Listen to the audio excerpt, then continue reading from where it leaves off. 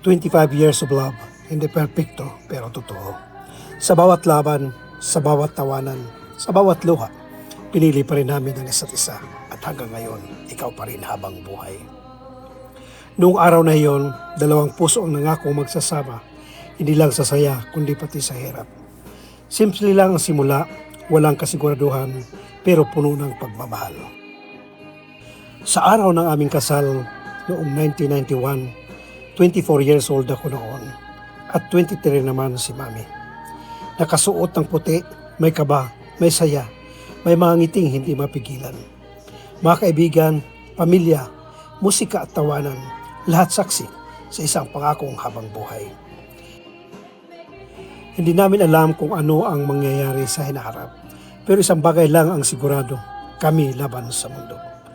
Hindi naging madali ang lahat, dumaan mga pagsubok, pagod at minsan katahimikan. At ngayon lumipas ang 25 taon, isang kwento na hindi lang basta tumagal, kundi lalong tumibay sa pagsubok ng panahon. May mga araw na parang gusto nang sumuko, pero pinili naming manatili. Pinili namin mapagpatawad, umunawa at pagmahal kahit mahirap. Dahil ang tunay na pagmamahal, hindi lang nararamdaman, ito ay ipinaglalaban. Unti-unti nabuo ang pamilya, mga pangarap na sabay naming hinabol. Sa bawat tagumpay, magkahawak ang kamay. Sa bawat problema, magkatabi pa rin.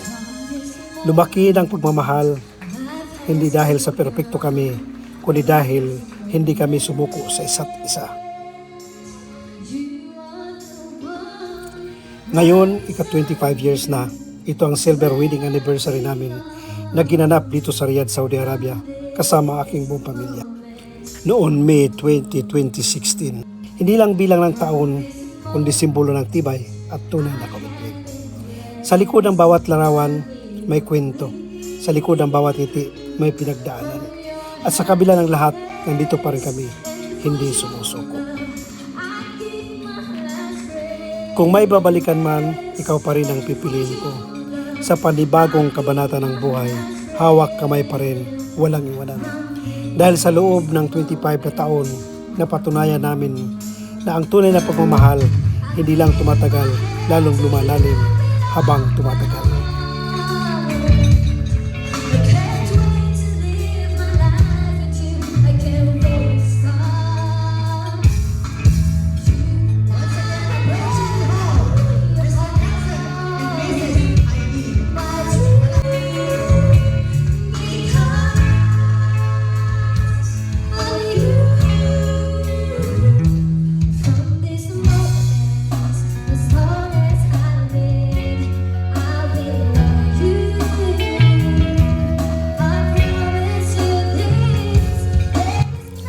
"25 years of love, hindi perpekto, pero totoo. Sa bawat laban, sa bawat tawanan, sa bawat luha, pinili pa rin namin ang isa't isa. At ang pinagpala kami ng 3 mababait at gwapong mga anak na lalaki.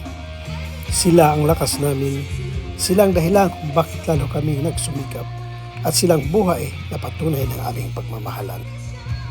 Ang pinakamagandang bunga ng aming pagmamahalan. At hanggang ngayon, ikaw pa rin habang buhay, Mami."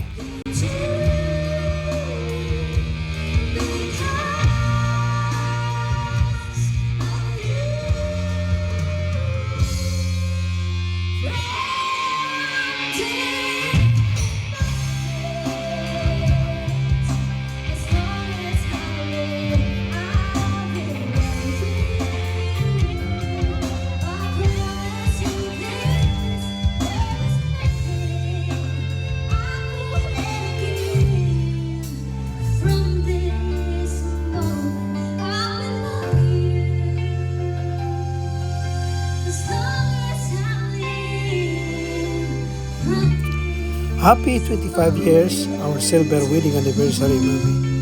And until the end of my life, I will love you.